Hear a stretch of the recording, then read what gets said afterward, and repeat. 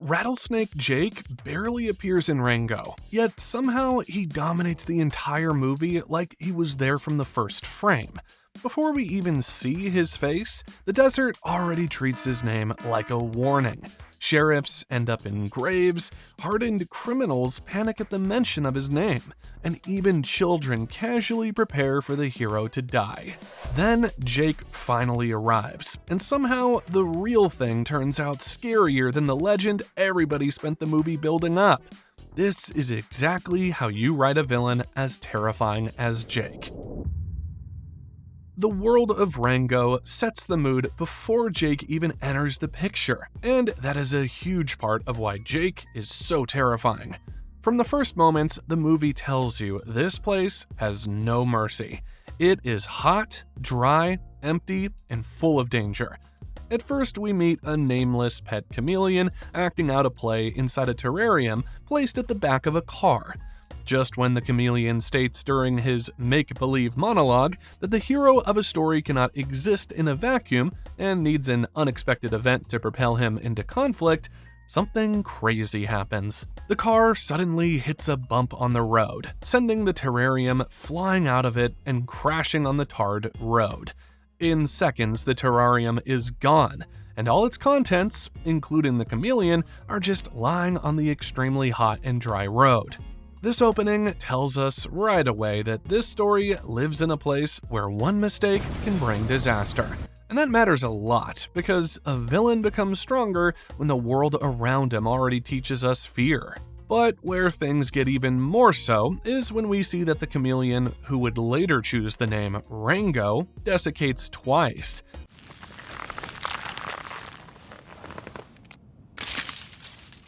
The visual representation comes with a bit of humor. However, if you understand what dehydration does to the chameleon, then it gets scary fast, because they can easily die if they don't get to a source of water as quickly as they're separated from it.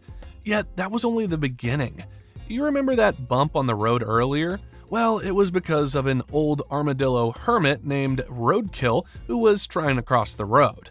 Now he's lying in the middle of the road, unable to move because a car tire almost split him in half. The very sight of him is terrifying to say the least, and if you weren't on board with how unconventionally scary a cartoon can be, that should do it. The insane part, however, is that the beginning of the movie didn't stop there at trying to shock and terrify us. Because as Rango attempts to help Roadkill, he is thrust into the air by a truck. Huge vehicles roar past him, with one sending him flying high into the sky.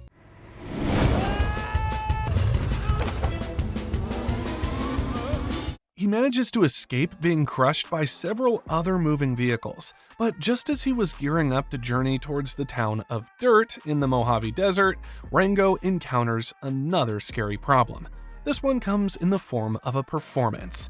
You see, the movie uses this mariachi band of 4 owls, who sometimes act as the narrators of the story through their songs. Their leader also sometimes breaks the fourth wall by delivering a monologue. And in one of such, he tells the audience that in the Mojave Desert, animals spend millions of years adapting to the harsh environment. But he knows that Rango is going to die. But the lizard? He's going to die. He hasn't even said it 5 minutes before a hawk actually attacks Rango and almost eats him. He is lucky to escape, but the same cannot be said about a toad. Now, you see how the world of Rango has successfully done its job at foreshadowing the villain? This is because we can then ask ourselves, if the start of the movie can throw the hero into a roller coaster of scary events, then if there's ever a villain, he or she must square up to or surpass the setup. You also have to actually see this stuff for it to land. The dust, the heat haze, Roadkill's wound, a bad stream washes all of that out, and the whole opening stops feeling dangerous. I rewatched Rango for this video on Opera, who's sponsoring today, and they have a function called Lucid Mode that just sharpens YouTube playback while you're watching. You click it once, the visuals clean up, especially when I'm pausing scenes and looking at tiny background details for breakdowns like this. For a movie that's doing this much with texture, it's the difference between feeling the desert and just looking at it. And there's more features that Opera has. Video pop-out is the other one I use for these breakdowns. It allows you to pop the movie out of the tab, drag it to the corner of your screen, and you can write next to it without losing your place. Saves me probably an hour every script. They also let you pull YouTube and Twitch straight into the sidebar of the browser. So if I want a reference video running while I write or while I'm checking notes and building the script, it just lives there on the side without me opening another tab. The whole thing also looks great because you can run it in a proper dark theme, which my eyes need by hour 6 of writing one of these. As a cherry on top, they have a functionality called Volume Booster that goes up to 500%, which is amazing for that extra immersion, especially on laptop speakers that normally sound kind of flat, makes scenes feel way more immersive. Free download, links in the description. Now, speaking about immersion, Verbinski isn't one to stop at the ordinary, and his approach to Jake's lore takes it further. In one of our previous videos, we talked extensively about how to build a threat by using other characters. This threat is Thrag, and to foreshadow him, Invincible used the appearance of other terrifying Viltrumites, such as Omni-Man, General Craig, Anissa, Lucan, and Conquest. However, the Invincible show didn't mention Thrag's name in all the seasons he was absent, so his foreshadowing was subtle. In Rango's case, though, Gore Verbinski elected for something more direct. It all begins during the Wednesday water ritual. Well, actually it begins in Rango's nightmares. In it, there's a dry field of rattlesnake tails just rattling as an unsettling tone plays.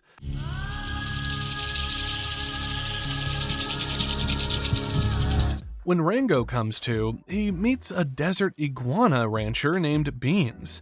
She gives him a ride to Dirt, and there, Rango enters a bar where his tale would take an unexpected turn.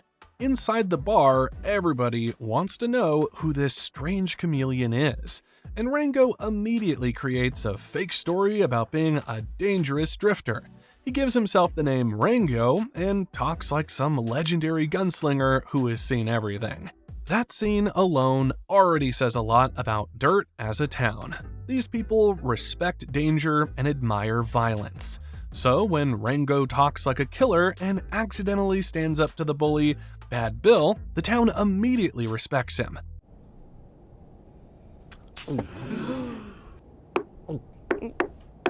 Then the hawk attacks, and when Rango manages to kill it, with pure luck I should add, the people of Dirt instantly crown him a hero, and the old tortoise mayor names him sheriff right away. The fact that we know that the mayor is obviously a villain is another genius foreshadowing, because if this capitalist tortoise can be evil to the point of hoarding the town's water and using Rango, then Rattlesnake Jake is going to be a handful. But here's where it gets interesting, because while the townspeople are obviously hopeful that they have a brave new sheriff, they know the last one didn't even last 3 days. Beans draws Rango's attention to the fact that the last sheriff died, and as if on cue, someone was already making a new coffin for Rango.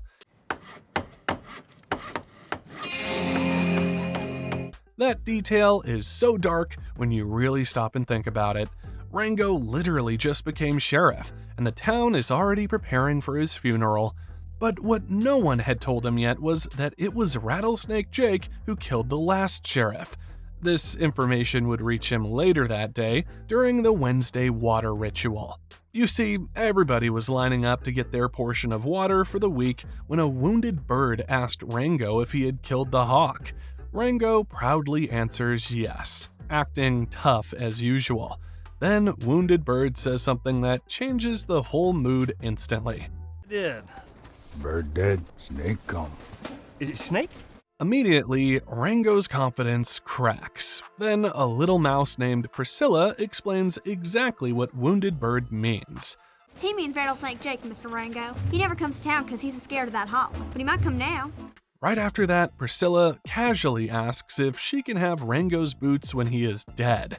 She's a child, yet she talks about death like it is nothing, because she knows Rango stands no chance. He tries to act tough again, saying he has no problem with this snake. But Priscilla just tells him that is exactly what Amos, the previous sheriff, said.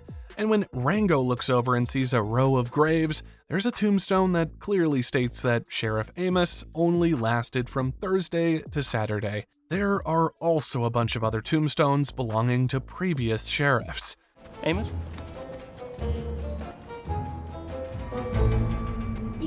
This is brilliant writing. The movie shows us that Jake is so scary that even the children expect the hero to die. The little rat is already counting down the minutes until Rango is a corpse. Then the campfire scene pushes Jake's legend even further. Rango leads a posse into the desert to investigate the missing water from the bank. When night falls, everybody sits around roasting marshmallows, and suddenly someone asks the question sitting in everyone's mind. Sheriff, what are you going to do about Rattlesnake Jake? What? Where? Then, immediately, a rattling sound fills the air, and Rango jumps in terror. But it turns out another character named Spoons is just playing with, well, spoons. That moment is brilliant because the sound alone terrifies everybody.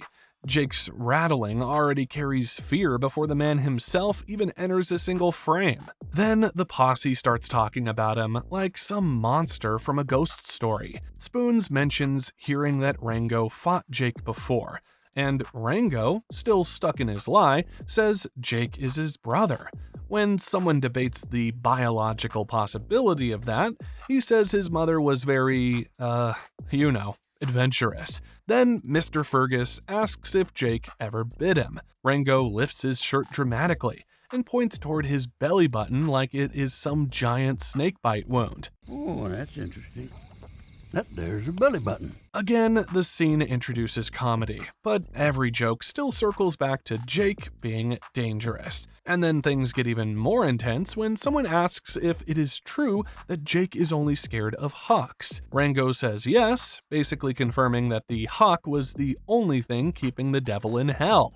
And now the devil is free to roam, to come back to dirt. The animals around the fire start to shiver. One of them says his quills are on edge just talking about that serpentine devil. Another says he will not sleep a wink.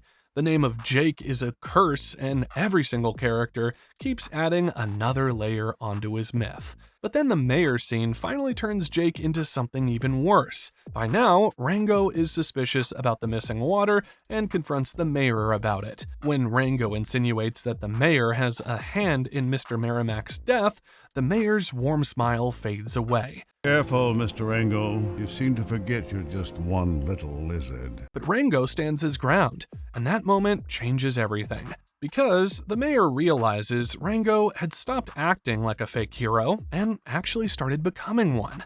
So the second Rango leaves, the mayor gives the order. Call in Rattlesnake Jake.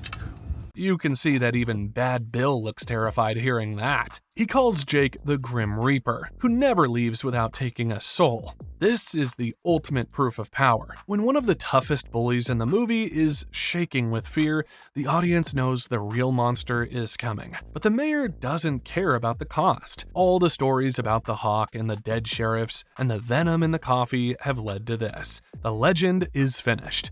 And now the real Jake is ready to show up. Are you ready? The moment of truth arrives when Rango stands before the people of Dirt and gives a big speech about hope. He points to the sheriff sign and says that as long as it hangs there, the town has a future. Suddenly, gunshots ring out from the shadows, and the sign is blown to pieces in an instant. We got hope. The noise stops, and when everyone turns to look, they see Rattlesnake Jake standing in the red light of the sunset.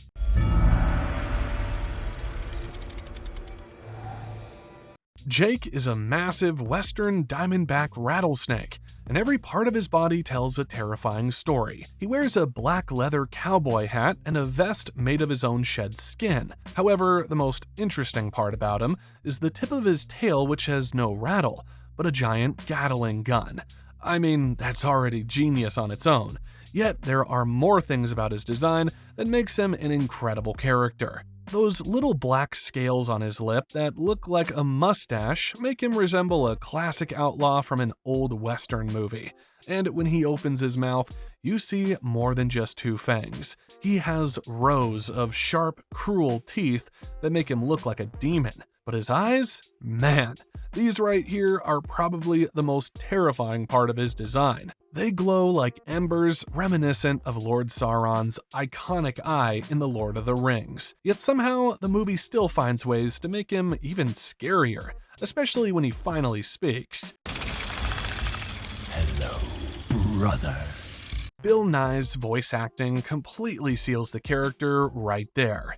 The voice carries this calm, smooth Western drawl, while every word comes out sharp and precise at the same time. There's almost something classy about the way Jake talks, which makes the danger worse because his voice sounds completely relaxed while he humiliates people. It reminds one a lot of Davy Jones from Pirates of the Caribbean, another Bill Nye performance. Do you feel this? Jones sounded strange and unforgettable because of the weird wet texture in his speech patterns. And Jake works similarly. The voice instantly becomes part of the character's identity. And you could recognize Jake with your eyes closed. And again, calmness makes the whole thing scarier. Jake enters a terrified town with a machine gun attached to his tail. Yet he speaks like somebody casually visiting old friends. Then comes one of the smartest parts of the entire introduction, when Jake starts using Rango's lies against him psychologically. Instead of attacking immediately, he dismantles him piece by piece in front of the whole town.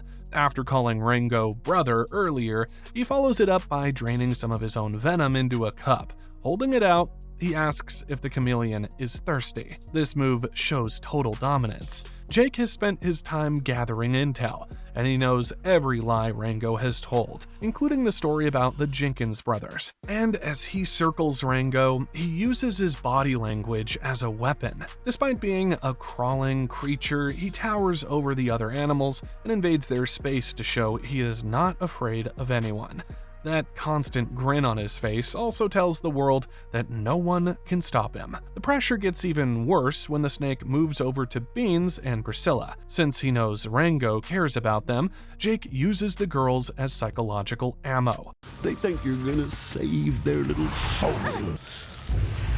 Then comes the revolver scene, and honestly, this might be one of the greatest intimidation scenes in animation history.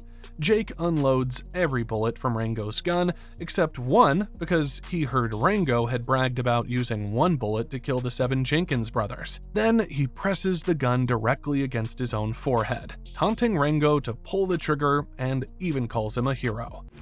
Go ahead, hero. Pull the trigger. That moment becomes psychological warfare in its purest form. Jake understands real killers instantly. He knows that courage under pressure separates predators from pretenders. So he forces Rango into a situation where the truth finally surfaces, and Rango collapses completely. His hands shake. His breathing breaks, and his voice disappears. Looking deep into his eyes, Jake says he does not see a killer in there. You got killer in your eyes, son. I don't see it. That line works because Jake acts like a judge, jury, executioner, and truth teller all at once. He sees straight through Rango immediately, and then he humiliates him one last time. Jake forces Rango to admit every lie publicly, and every time Rango answers with a terrified whisper, Jake screams at him to speak up. You ain't nothing but a fake and a cow. Isn't that right? Louder! Damn. Just damn. Can you remember any hero who faced such humiliation before? The scene turns into a public execution without anybody dying. And the thing is, Jake could have easily killed Rango, but he wanted to break his spirit instead. to destroy the identity of the hero because he knew death would be more merciful. A final haunting hiss fills the air as Jake tells Rango the town belongs to him now. He warns that if he ever sees him again, he will take his soul straight down to hell. And just like that, the battle is over without a single shot fired. Jake uses his insight to conquer the mind of his enemy. And by the time he's done, the crowd is still as silent as it was when he first appeared. Rango is a completely broken man as he walks past Priscilla and cannot even look at Beans when she asks who he really is. Who are you? If Rattlesnake Jake had bowed out of the story after this, he still would have been a terrifying villain. But the movie does something with him that places him amongst the greatest villains in animation history.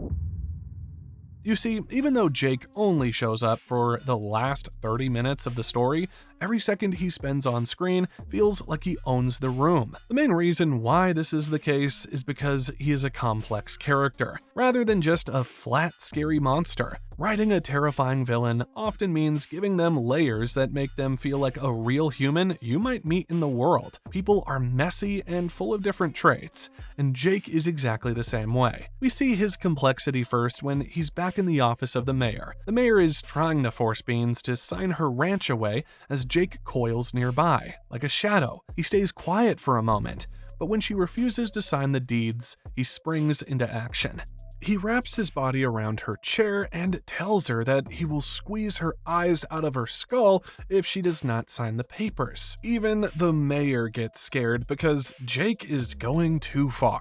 But the snake does not listen to his boss. Now hold on, Jake. There's no need. Let me do my job. This is an important moment that shows that Jake has his own will. Nevertheless, the story takes a massive turn when Rango returns to the town of Dirt. The chameleon is no longer a fraud and has found his courage. So he calls Jake out into the street. Jake loves a challenge, so he tosses Beans aside and gets ready for a showdown. A classic Western standoff. Jake spins the chambers of his gun, and Rango checks his one bullet. They walk toward each other, step by step, while the town watches from the shadows. Jake is rattling in the sun, showing off his power, but Rango is different now. He is firm and steady. Amigos. What Jake didn't know was that Rango was leading him right on top of a hole where water was expected to burst out. And as soon as the signal is given, that's exactly what happens. Thirsty, brother? Yet there was one more trick left in Rango's bag, and this is where something happens that usually makes a villain look weak, but doesn't in Jake's case. You see, Rango had decided to trick him with a bunch of bats to make him think a hawk was attacking. We know from earlier in the movie that Jake is terrified of hawks. So when he sees the silhouette in the sky, he recoils and slinks back, looking real scared for a second.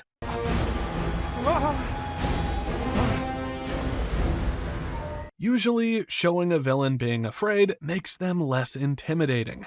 But with Jake, it does the opposite by making him feel real. A villain who is afraid of nothing is just a cartoon. However, one who has a deep primal fear but still fights through it feels like a person, showing us that he is part of the natural world.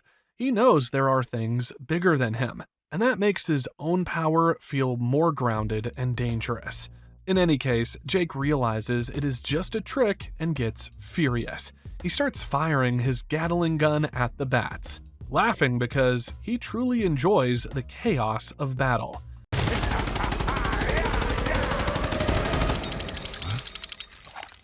But he makes a mistake. He fires so many shots that his gun runs out of bullets. The chamber clicks and whirs, but it is empty. He turns around and finds himself looking right down the barrel of Rango's gun. Rango tells him it only takes one bullet. Jake tries to call his bluff, saying Rango does not have the nerve. But when Rango stares back with ice-cold eyes, Jake quivers. Try me. For the first time, the predator realizes he might be the prey, and he is defeated in that moment. But then the mayor ruins the fair fight by threatening Beans again. He takes Rango's gun and locks him and the girl in a bank vault to drown. However, this is where the mayor makes a huge mistake. He turns his gun on Jake and tells the snake that it is a new West, and there is no room for gunslingers anymore. He tries to kill the snake with Rango's gun. Except for one. It's a new West, Jake. There's no room for gunslingers anymore. But the gun is empty because Rango had the bullet the whole time. It is the bullet that Rango eventually uses to break the glass and get out of the vault. When the water clears, the mayor tries to talk his way out of trouble, but Rango doesn't even listen. He just tells the mayor to take it up with the person he had betrayed. You better take it up with him. Soon, the snake realizes something important that changes everything. Just laying there in the water is the bullet Rango had tricked Jake was in the pistol. This is the peak of Jake's complexity. Instead of being angry at Rango for tricking him, he shows respect. He sees that Rango actually did what he said he would do and acknowledges that Rango is a real hero now. Jake tips his hat and calls him a legend. I tip my hat to one legend to another. This is very similar to the way the wolf in Puss in Boots stops hunting Puss once the cat shows real honor. Jake values strength and truth more than being a bully, making him a mercenary who respects the game. Then Jake turns his attention back to the mayor. He repeats the words the mayor said about legends not existing. Then he strikes, wrapping his coils around the old tortoise. He then drags him away, and by doing so, he removes the real trash from the town.